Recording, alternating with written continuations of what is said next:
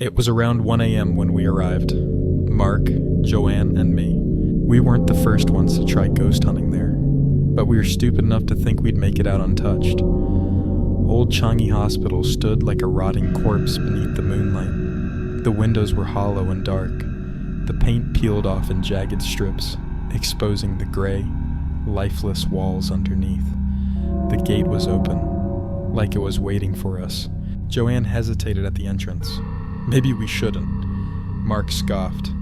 Come on, it's just an old building. He pushed the gate. It creaked. The sound cut through the night like a scream. I didn't want to go in, but Mark was already walking toward the main entrance. So we followed.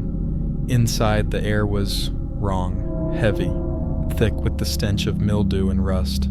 Old beds lined the hallway, rusted, broken.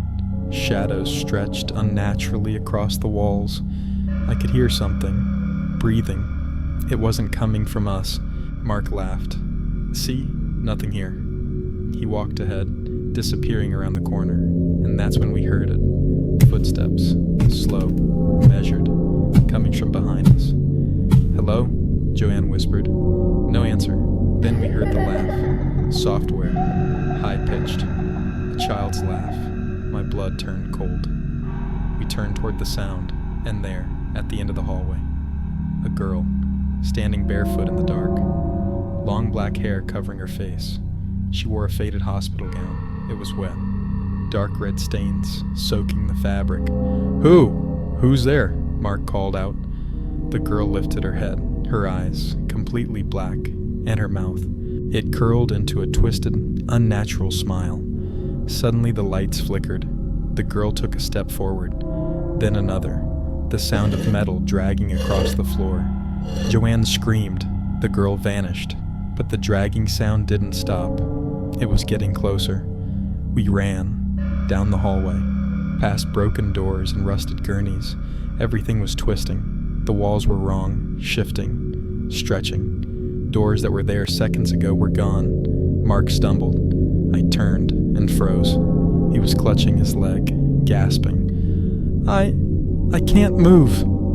I knelt beside him, grabbing his arm, but his face twisted in pain. Something's holding me. I pulled hard, but he was being dragged. His heels scraped against the floor as he slid backward. Help me, he screamed. I yanked at him with all my strength, and suddenly he was free. We stumbled back, but the hallway behind him was empty. No one was there. We didn't have time to think.